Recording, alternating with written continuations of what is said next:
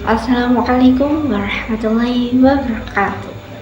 Sebelumnya, perkenalkan nama saya Kina Windarti dari kelas PKL 3 dari absen 14.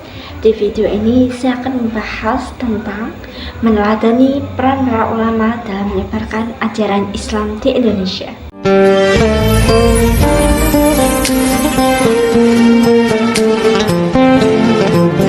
Sebelum kita membahas tentang meneladani peran para ulama dalam menyebarkan ajaran Islam di Indonesia, kita telah tahu agama Islam itu dibawa oleh siapa dan bagaimana caranya masuk ke dalam negara Indonesia. Dikarenakan letak geografis negara Indonesia yang sangat beragam dan luas, otomatis jalur masuknya agama Islam di Indonesia pun beragam. Terdapat 5 teori yang menjelaskan tentang bagaimana ajaran Islam itu masuk ke dalam negara Indonesia. Hal ini dijelaskan dalam karya Ahmad Mansur dalam bukunya Sejarah Api Jilid 1.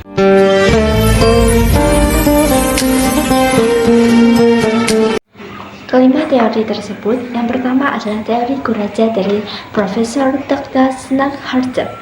Menurut teori ini, Islam masuk ke Indonesia berasal dari Kurajat India. Hal ini didasari karena pada saat itu ilmu tasawuf sedang berkembang di India. Namun, kebenaran akan teori ini masih dipertanyakan karena tidak adanya penjelasan yang lebih rinci dan pembahasan tentang mazhab. Yang kedua adalah teori Mekah, berasal dari Profesor Dr. Pihankan.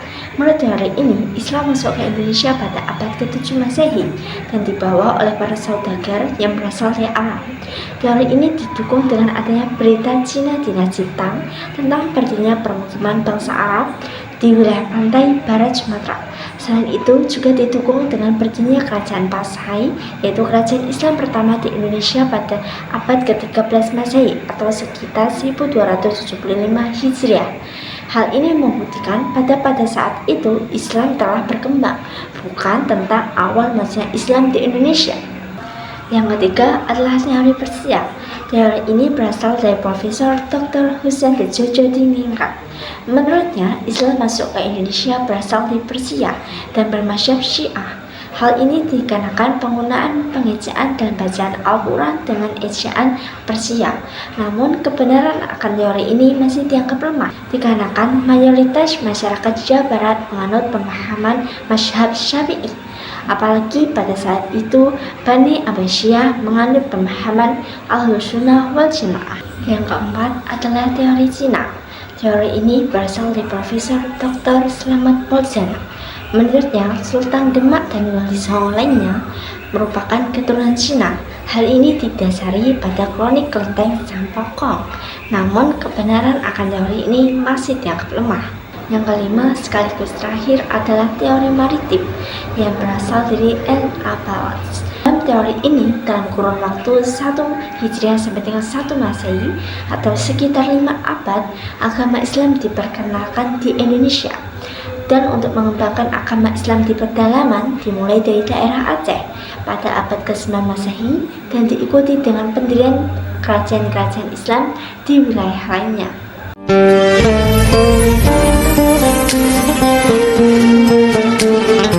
Selanjutnya, setelah kita memahami tentang bagaimana caranya Islam masuk ke Indonesia dan disebarkan oleh siapa, bagi perkembangan kesultanan di Indonesia. Perkembangan kesultanan di Indonesia semakin berkembang semenjak masuknya raja-raja Hindu ke dalam agama Islam.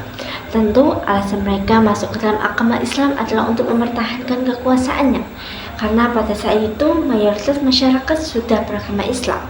Dan setelah Islam masuk ke dalam kerajaan Indonesia atau Nusantara, ada pula istilah-istilah yang berganti, seperti istilah kerajaan berubah menjadi kesultanan, istilah raja menjadi istilah sultan. Ada pula pengaruh dari tumbuhnya kesultanan di Indonesia, tentu pula dipengaruhi pertama dari Khulafaur Rasyidin, Bani Umayyah, Bani Abbasiyah, bahkan Kekaisaran Turki Utsmani. Alasan masyarakat Indonesia dan kerajaan pertama di Indonesia, kerajaan Pasai dan khalifahnya yang mayoritas mazhab Syafi'i.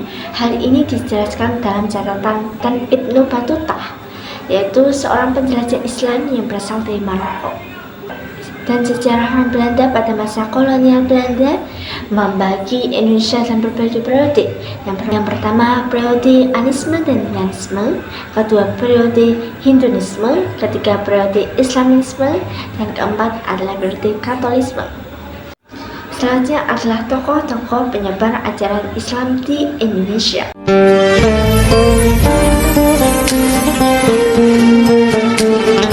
Sebagai raja pertama, Kerajaan Samudera Pasai berkembang menjadi pusat pendidikan dan penyebaran agama Islam. Pada masa ini, seorang penjelajah dari Venesia, Italia, bernama Marco Polo datang bersama rombongan Ratu Tiongkok. Di bawah kekuasaannya, Samudra Pasai berkembang pesat dan mencapai puncak kejayaan.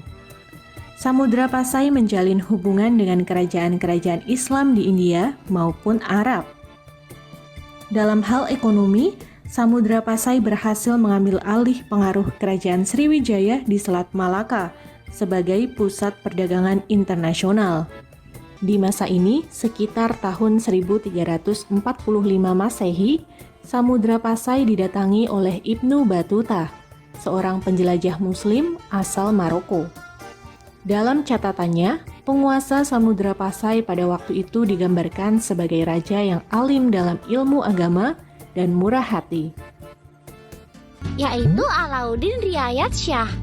Ia memerintah dari tahun 1537 sampai 1568 Masehi. Sultan Alauddin bergelar Al-Qahar yang artinya sang penguasa, dan beliau menyebarkan agama Islam sampai ke Siak di Riau dan Minangkabau di Sumatera Barat. Terus selama pemerintahannya, beliau menjalin hubungan baik dengan Turki. Dampaknya adalah perwira Turki melatih tentara Aceh, bahkan sampai mengajarkan pembuatan meriam di Aceh.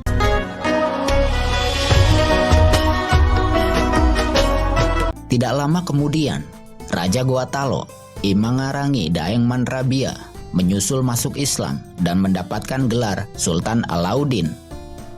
2 tahun kemudian, pada tahun 1607, Sultan Alauddin mengeluarkan dekret yang menyatakan Islam sebagai agama resmi negara.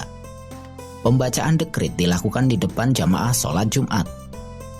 Dekret tersebut juga menandai peralihan resmi Gotalo dari kerajaan menjadi kesultanan. Selain mendalami agama, Zainal Abidin banyak menjalin persahabatan dari berbagai kalangan. Karena itulah, Zainal Abidin mendapat julukan Sultan Cengkeh atau Sultan Bualawa. 1194, Zainal Abidin, putra dari Kolano marhum, pergi berlayar ke Giri untuk mendalami agama Islam.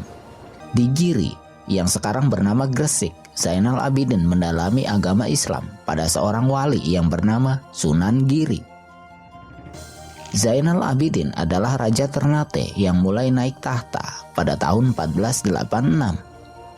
Setelah ayahnya, Kolano marhum meninggal dunia. Setelah kita mengenal tokoh-tokoh dan kitab yang dihasilkan, ada pula keteladanan yang dapat kita ambil saat mereka sedang menyebarkan ajaran Islam di Nusantara pada saat itu. Banyak nilai-nilai positif atau moral yang dapat kita implementasikan dalam kehidupan sehari-hari.